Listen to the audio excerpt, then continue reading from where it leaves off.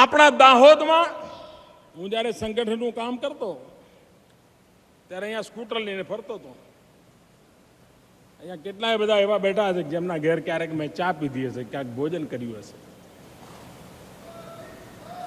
અને સ્કૂટર લઈને નીકળું એટલે લોકો મને કહે કે સાહેબ અંધારા પછી ના જતા ને, નકામું કાંઈ તકલીફ ના થાય એવું મને રોકે પછી રાત્રે.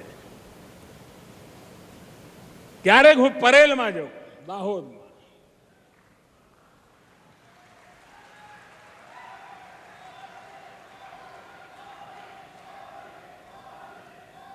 ત્યારે મને થાય કે આટલી મોટી જગ્યા અને આ બધું ખાડે ગયું છે અને કરશે કોણ? ખાલી થવા માંડ્યું હતું, રેલવેના બધા કામો બંધ થવા માંડ્યા. ભૂતકાળમાં સરકારો ખુશ કરવા માટે કાગળ પર યોજનાઓ બનાવે પણ કરે કંઈ નહીં.